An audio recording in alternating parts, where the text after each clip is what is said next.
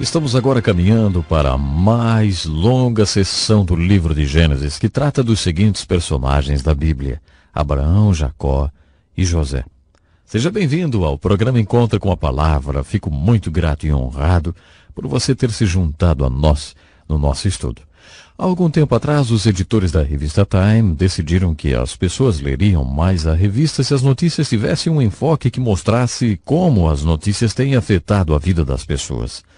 Eles ainda chamam isso de o povo nas notícias.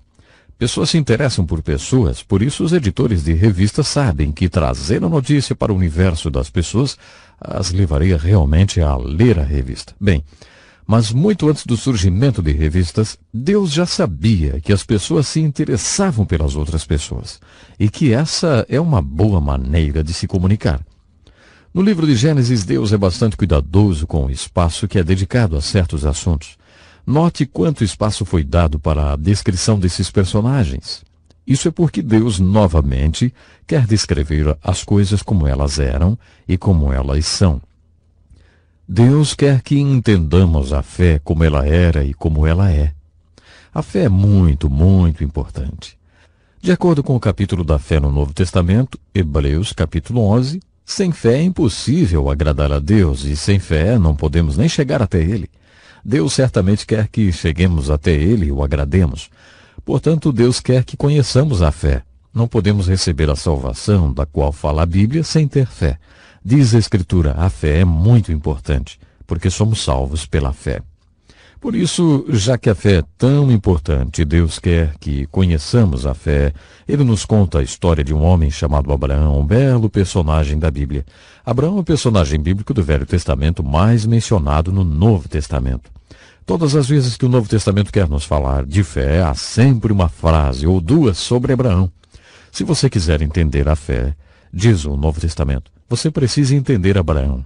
Esse homem é a fé personificada, é a ilustração ambulante do que é a fé. Quando o encontramos pela primeira vez, ao final do capítulo 11 de Gênesis, o seu nome é Abrão, que significa pai de muitos filhos. Ele tinha 75 anos de idade e não tinha nenhum filho, apesar do nome que significava pai de muitos filhos.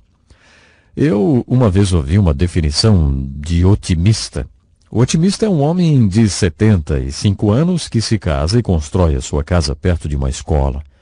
Abraão é esse tipo de otimista, quando o encontramos pela primeira vez. Ele tem 75 anos e não tem filhos.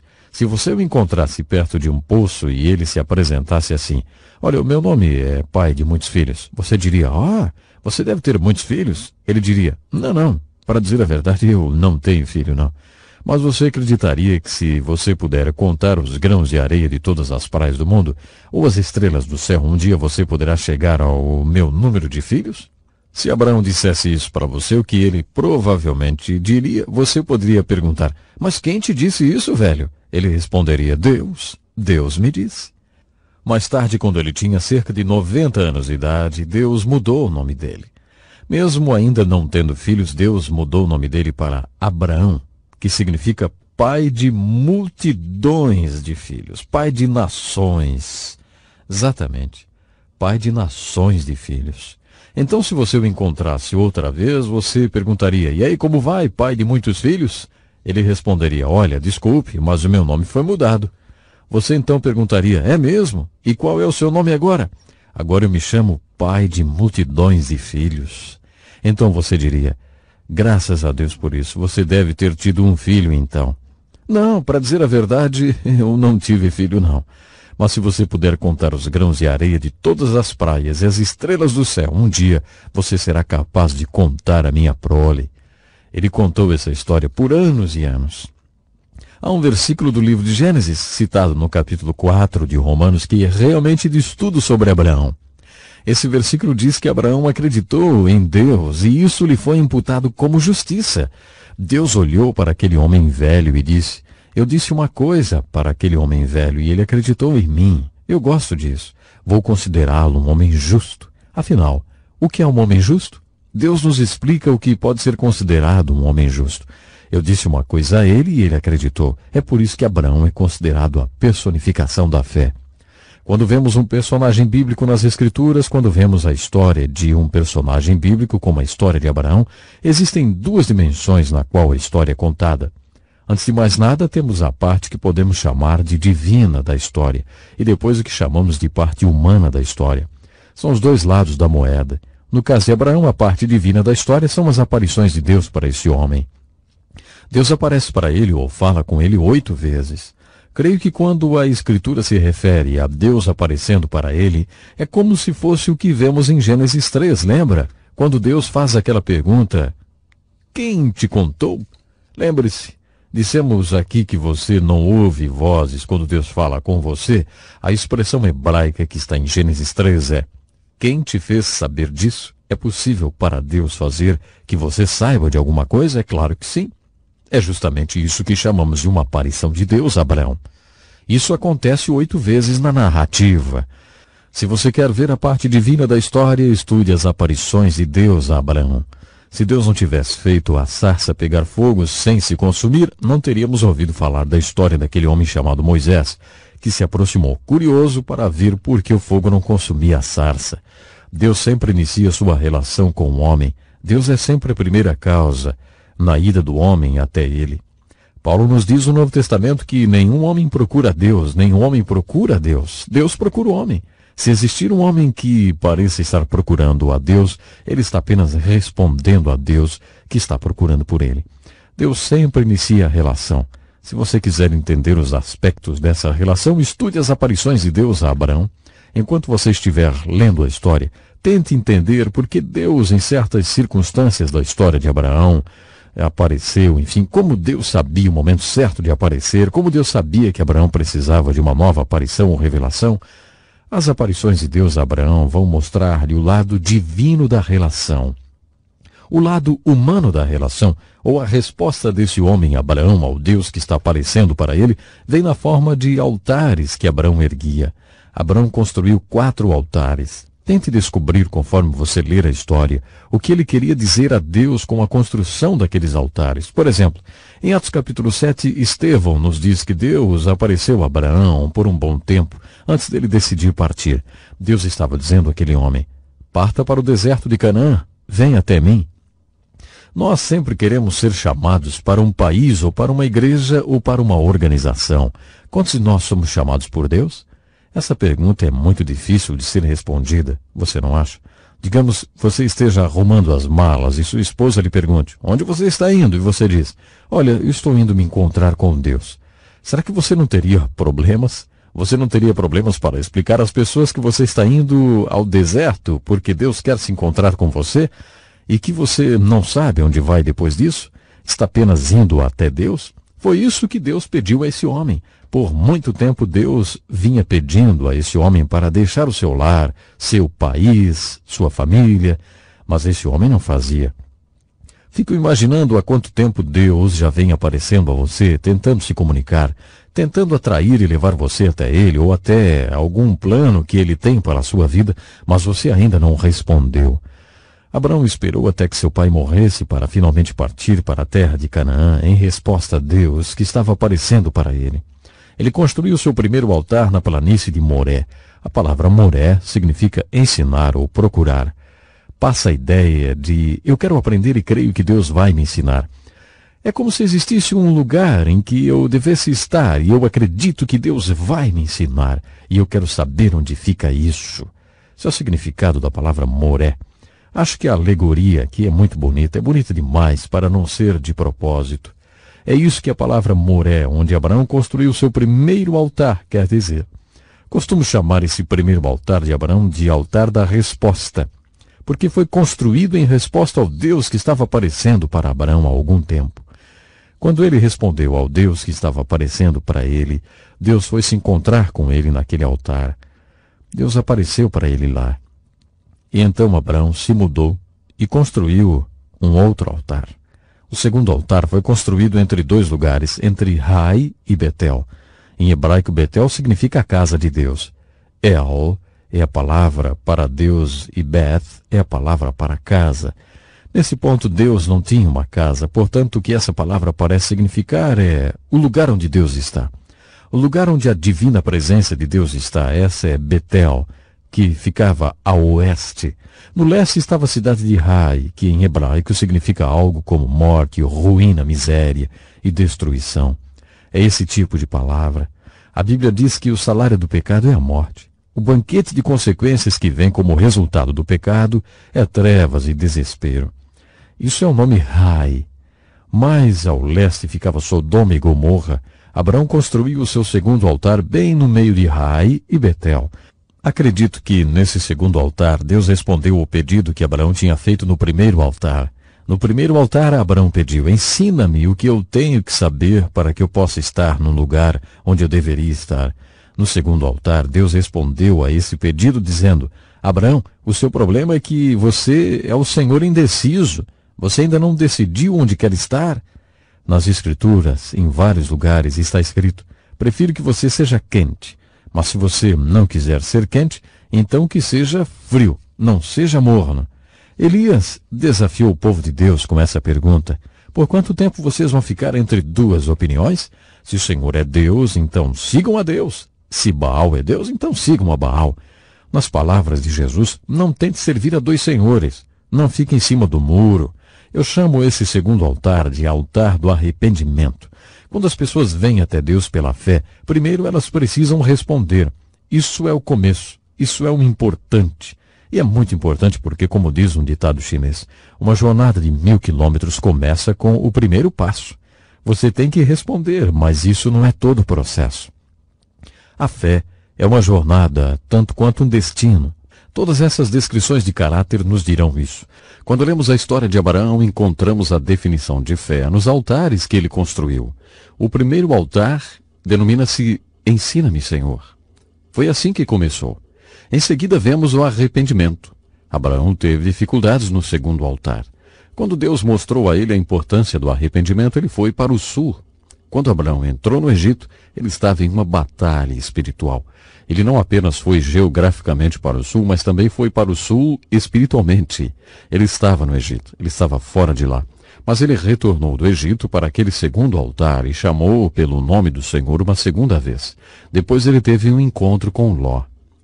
Quando Abraão saiu da terra de seus pais, a sua terra de origem, ele foi dito para deixar o seu pai para trás.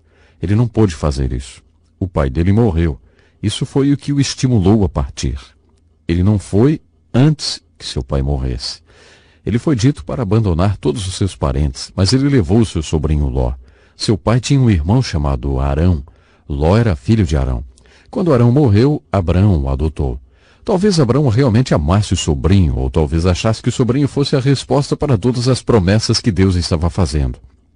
Ele pode ter pensado: bem, deve ser isso que Deus quer dizer, afinal, aqui está o meu sobrinho vivendo na minha casa. Talvez ele seja o herdeiro através do qual meus filhos virão. Qualquer que tenha sido a razão, Abraão não pôde deixar Ló. Ele deveria fazer isso, mas ele não fez. Depois que Abraão enfrentou essa questão de arrependimento, ele chamou Ló e disse: Ló, nós temos que nos separar. Separa-te de mim, porque eu vou me separar de ti.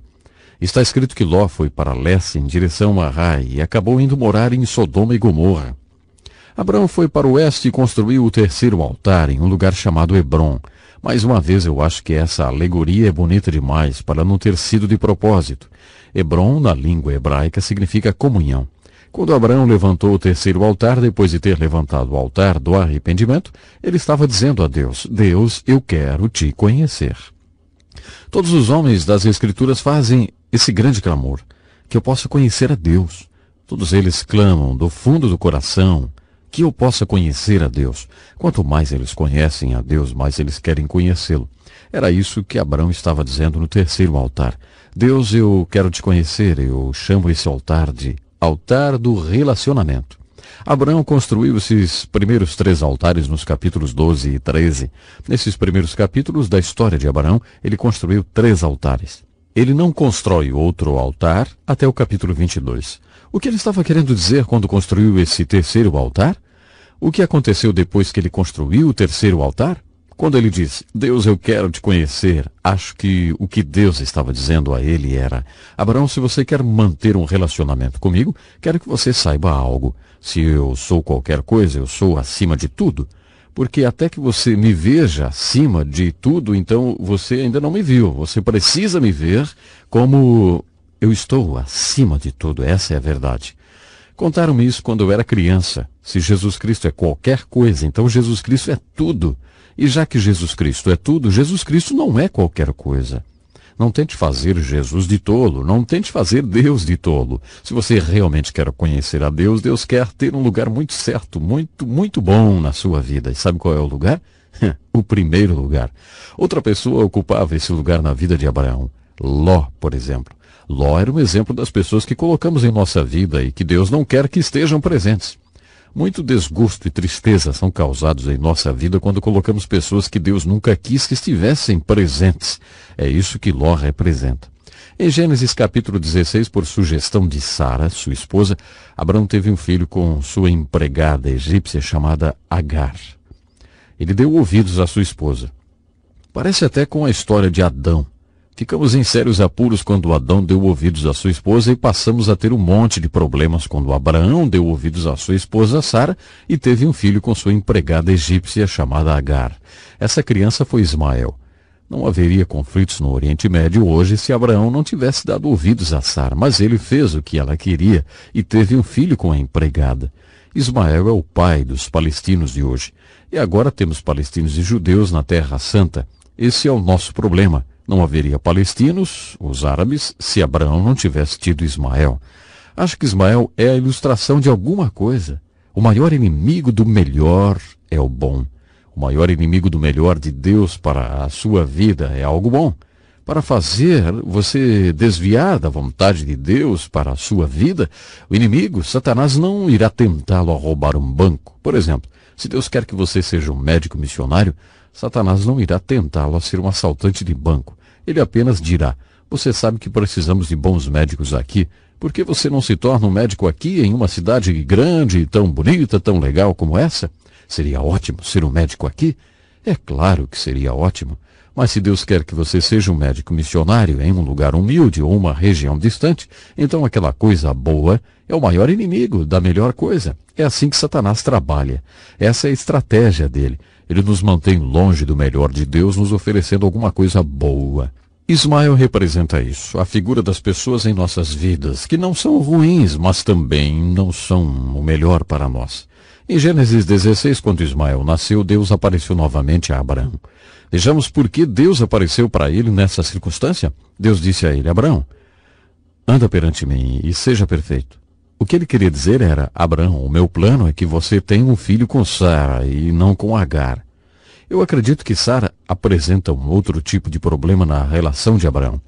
O terceiro altar, o altar do relacionamento, trata de relações verticais e horizontais. Elas são inseparáveis. Para conhecer a Deus, Deus precisava ter seu lugar em todas as relações de Abraão. Deus teve que falar com Abraão a respeito de Ló, teve de tirá-lo da sua vida. Da mesma forma, ele também teve de tirar Ismael. Ele finalmente apareceu a Abraão e disse que ele precisava mandar Ismael embora. Um a um, Deus foi retirando todas as pessoas que competiam pelo primeiro lugar na vida de Abraão. Sara é um outro tipo de problema. Sara é a imagem daquelas pessoas que Deus coloca em nossas vidas e nós nos recusamos a reconhecer. Quantos homens você conhece que levam em consideração a opinião da esposa? Quantas mulheres levam em consideração a opinião do marido? Quantos homens gastam tempo pensando, se pelo menos eu tivesse uma esposa melhor, ou se eu pudesse ter aquela mulher como minha esposa, aí sim, aí eu seria espiritual. E quantas mulheres pensam, se eu não tivesse esse homem, eu poderia ser verdadeiramente uma santa, ou se eu fosse casada com alguém como Billy Graham, aí sim. Bom, elas nunca percebem que os seus maridos são o que Deus lhes deu. Sua esposa é a mulher que Deus lhe deu. Então, maridos, os planos de Deus para a sua vida incluem a sua esposa. Esposas, por favor, ouçam, os planos de Deus para a sua vida incluem o seu marido. Deus teve que aparecer a Abraão 2 vezes por causa de Sara. Ele apareceu a Abraão e disse, Abraão, será através de Sara, viu? eu vou mudar o nome dela também. Vou mudar o nome dela de Sarai para Sara. O primeiro significa contencioso. Uma pessoa contenciosa é uma pessoa que é sempre do contra. Não importa o que você fale, ela é do contra. Ela está sempre contendendo ou sempre contra. Salomão disse, uma mulher contenciosa é como uma goteira chata num dia chuvoso. Só pinga, pinga, pinga. Sarai era contenciosa e Abraão vivia com ela há muito tempo. Deus apareceu a ele e disse, vou mudar o nome dela para Sara, ou princesa. Ela será mãe de nações, assim como você será pai de nações. E dela nascerão reis. Diz a história que Abraão baixou o rosto e riu. Ele caiu na risada. Ele finalmente estava começando a acreditar que os planos de Deus poderiam incluí-lo e já acreditava que Deus poderia fazer qualquer coisa através dele. Mas o que ele não conseguia acreditar é que o plano de Deus pudesse incluir Sara. Note quantos planos alternativos ele sugeriu. Seu sobrinho Ló era uma alternativa masculina. Sara não seria necessária se Ló fosse o herdeiro. No capítulo 15, ele menciona um servo que morava em sua casa e ele propôs a esse servo que fosse o herdeiro, e é claro, Ismael. Ele não cogita a possibilidade de Sara, nem por um momento, mas Deus confirmou para ele que seria através de Sara. Quando ele compartilhou essa informação com Sara, ela também caiu na risada. Finalmente um filho nasceu quando Abraão estava com 100 anos e Sara com 90. Deus disse a eles para chamá-lo de Isaac, que em hebraico significa risada. Deus não queria que esses heróis da fé esquecessem que riram dele quando ele contou o que ia fazer. Imaginem só. Todas as noites, quando Sara fosse chamar Isaac para jantar, ela diria, risada, venha jantar. Toda vez que Sara chamava por Isaac, ela se lembrava que um dia tinha rido de Deus. Toda vez que aquele casal tinham que chamar pelo filho, eles se lembravam de que riram diante da face de Deus. E esses são os nossos heróis da fé, hein? Bom, finalmente Abraão construiu o quarto altar. Esse altar é o mais importante. Ele construiu esse altar na montanha de Moriá. Moriá significa Jeová proverá. Até então, era Abraão quem escolhia o lugar, escolhia o sacrifício, fazia todas as escolhas. Mas nesse quarto altar a coisa foi diferente. Deus escolheu o lugar, Deus escolheu o sacrifício. Você sabe o que Deus pediu em sacrifício naquele quarto altar, não sabe? Isaac, isso mesmo. Ele pediu justamente aquela criança que era não apenas o fruto da velhice de Abraão e Sara, mas também a realização de 25 anos de espera na fé. Deus disse, eu quero. Então Abraão subiu ao Monte Moriá e realmente pretendia oferecer Isaac. Você conhece essa história. Ele estava indo oferecer Isaac em sacrifício. Antes de subir o monte com Isaac, Abraão disse aos empregados, vocês ficam aqui tomando conta dos animais enquanto eu e Isaac vamos subir ao monte para orar. Nós voltaremos logo. Abraão nunca duvidou de que ambos voltariam. No livro de Hebreus está escrito que Abraão acreditava que Deus poderia trazer Isaac de volta dos mortos se ele tivesse que sacrificá-lo. Abraão tinha tudo isso de fé. Ele cria. E aconteceu que Abraão não teve mesmo que matar o seu filho. Ele sacrificou um carneiro que foi providenciado por Deus. Ele chamou aquele lugar de Jeová Jiré, que em hebraico significa Deus proverá. Isso aqui é maravilhoso. É lindo demais. Deus fez isso para mostrar para nós que precisamos realmente estarmos sempre dispostos a subirmos a montanha. É lá que Deus nos prova, no topo da montanha de nossos compromissos. É lá que Deus prova a nossa fé. E é lá que provamos a Deus e o conhecemos melhor. Isso é rendição total. Abraão foi rendido totalmente. A mensagem da Bíblia pode ser resumida em 2 palavras. Primeiro Deus. Sempre primeiro Deus. Assim estudamos os 4 altares de Abraão. O altar da resposta, o altar do arrependimento, o altar do relacionamento e o altar da realidade, ou da rendição total. Pense nisso e até o nosso próximo programa. Este é um estudo escrito pelo Dr. Dick Woodward, na voz do pastor Edson Bruno. Até o nosso próximo encontro com a palavra.